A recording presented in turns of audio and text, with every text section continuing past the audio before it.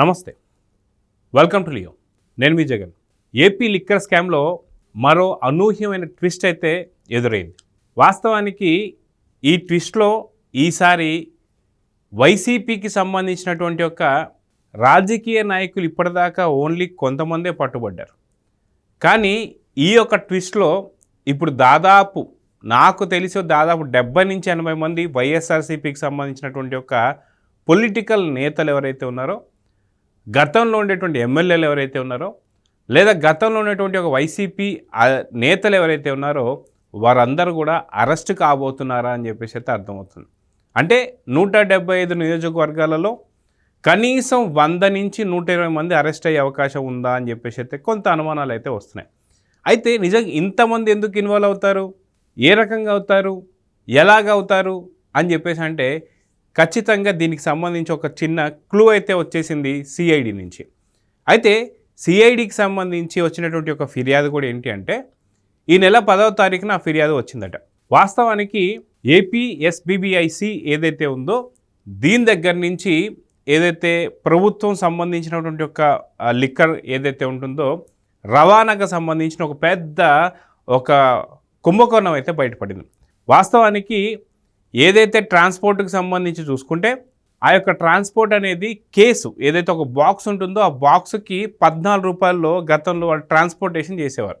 అయితే ఇప్పుడు ఈ లిక్కర్ స్కామ్కి సంబంధించి ఎవరైతే ఆర్కిటెక్ట్గా తేల్చినటువంటి ఒక సుప్రీంకోర్టు ఉందో రాజ్ రెడ్డి, ఈ యొక్క స్కామ్ జరుగుతుందన్న సంగతి అందరూ వైసీపీ నేతలకు తెలుసు కాబట్టి రేపొద్దున ఎలక్షన్స్ టైంలో వాటాల కోసం కావచ్చు, లేదా కుంభకోణం బయట పెడతారని చెప్పేసి అందరినీ ఇన్వాల్వ్ చేయాలనేటువంటి ఆలోచన, లేదా వైసీపీ నేతలు అందరికీ తెలిసే ఈ స్కామ్ జరిగిందో తెలియదు, కానీ మొత్తానికి ఈ స్కామ్లో అంటే ఏదైతే రవాణాకు సంబంధించినటువంటి కుంభకోణంలో చాలామంది వైసీపీకి సంబంధించినటువంటి నేతలు ఇప్పుడు అరెస్ట్ కాబోతున్నారా అంటే అవుననే సమాధానం వినిపిస్తుంది. అయితే గతంలో కేసుకు 14 రూపాయలు ఉన్న దగ్గర దాదాపు 34 నుంచి 36 రూపాయలు చేశారట.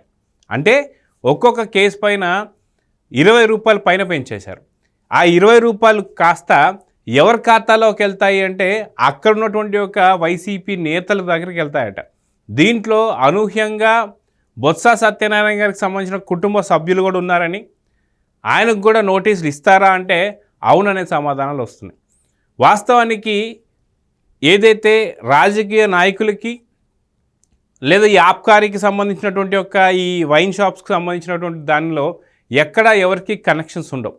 కానీ ఎందుకని ఇప్పుడు ఈ ట్రాన్స్పోర్టేషన్లో కూడా వైసీపీ నేతలు ఇరుక్కున్నారు అంటే అది ఆర్కిటెక్ట్ మహిమ అంటున్నారు. అంటే రాజ్ రెడ్డి అలా వ్యూహాన్ని పన్నాడు అని చెప్పి.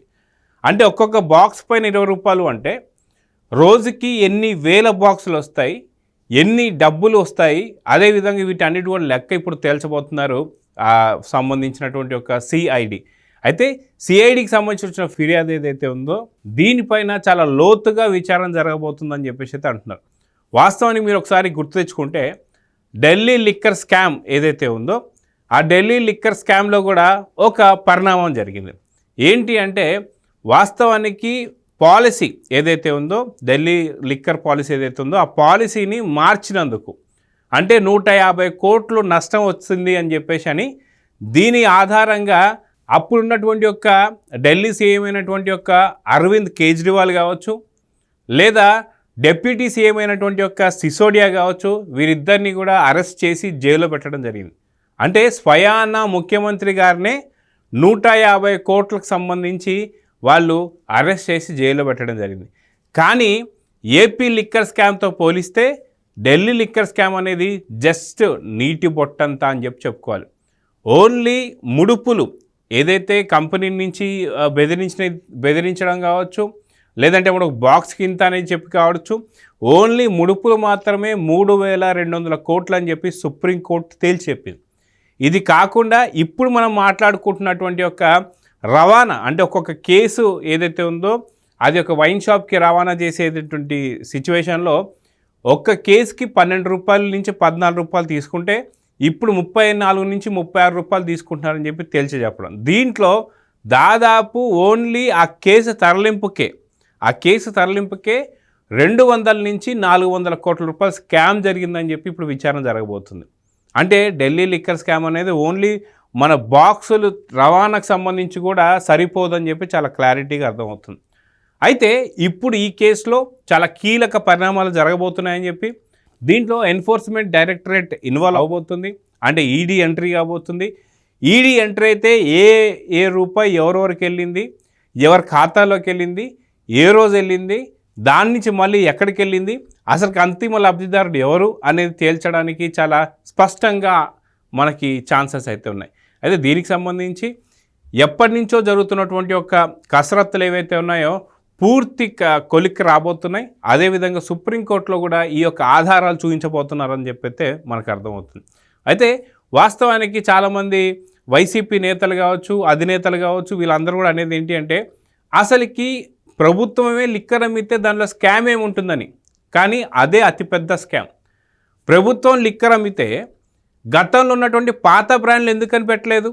అంటే ప్రభుత్వం లిక్కర్ అమ్మితే ప్రభుత్వమే నాసి రకమైనటువంటి ఒక లిక్కర్ తయారు చేసి ఏదో బాటిల్లో పోసేసి అమ్మేయచ్చా అని అడుగుతున్నారు. ప్రముఖమైనటువంటి యొక్క బ్రాండ్లు ఏవైతేనో అవి ఎందుకని మీరు అమ్మలేదని చెప్పేసి ప్రజలు అడుగుతున్నారు. అదే కాకుండా 2019 నుంచి 24 దాకా 2019కి ముందు వైఎస్ జగన్మోహన్ రెడ్డి గారు కూడా ఏం చెప్పారు? పూర్తి మద్యపాన నిషేధం చేస్తాము, ఓన్లీ 5 స్టార్ హోటల్స్ మాత్రం పరిమితం చేస్తున్నారు. కానీ ఆయన అన్న మాట మీద నించున్నారని చెప్పుకోవాలి.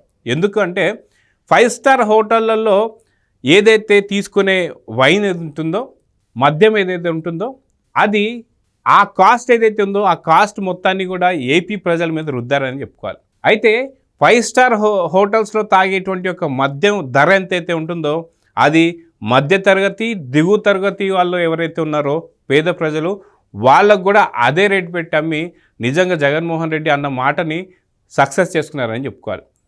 అయితే ఈ యొక్క మద్యాన్ని తాగకపోతే వాళ్ళు పొద్దంతా చేస్తున్న కష్టానికి వారికి పూర్తిగా ఒళ్ళలిసిపోతుంది కాబట్టి తీసుకోక తప్పదు.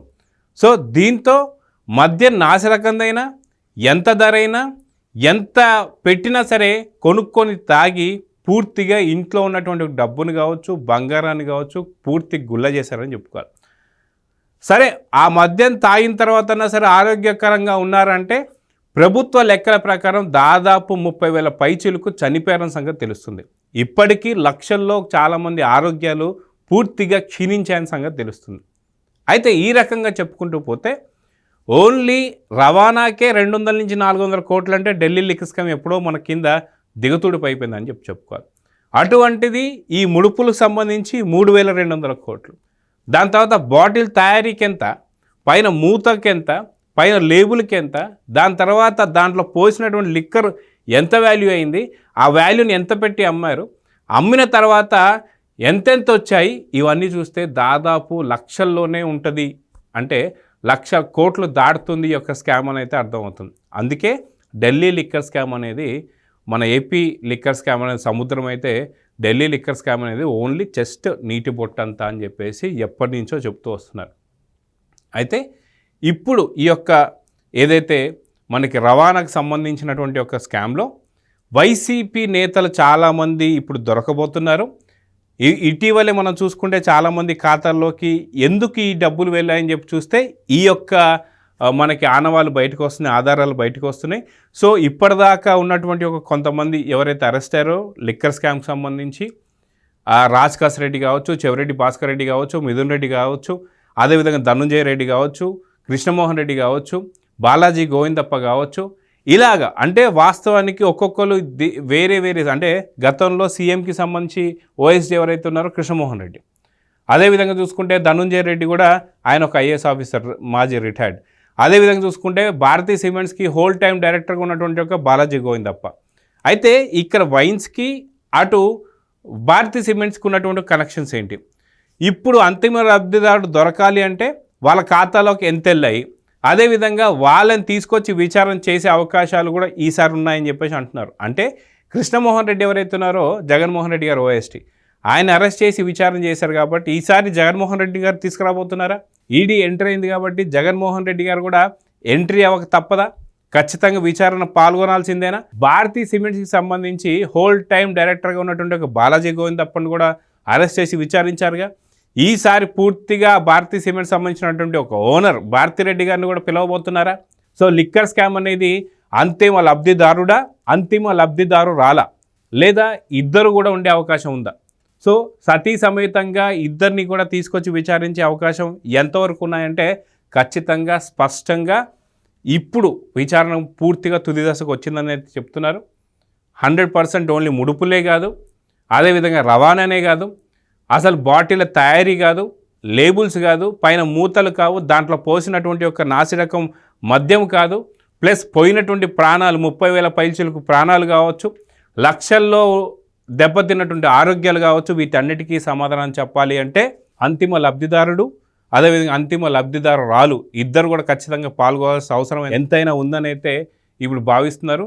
ఖచ్చితంగా అతి తొందరలో పూర్తి విచారణకు సంబంధించి సతీ సమేతంగా రాబోతున్నారని అయితే అర్థమవుతుంది. సో చూద్దాం జరగబోతుందో. మొత్తానికి ఈ లిక్కర్ స్కామ్ అనేది చాలా పెద్ద ఎత్తున జరిగిందని అయితే బయటకు వచ్చాయి. అదిగాక ఆ రోజుల్లో 2019-24 దాకా ఎవరైతే ఈ మద్యాన్ని స్వీకరించారో తాగారో వాళ్ళందరికీ కూడా తెలుసు స్పష్టంగా స్కామ్ జరిగిందని. సో ప్రజలే పూర్తి సాక్ష్యం కాబట్టి ఖచ్చితంగా ప్రజలే దీనికి సంబంధించి ఒక శిక్షను కూడా విధించబోతున్న సంగతి తెలుస్తుంది. సో చూద్దాం జరగబోతుందో. నమస్తే.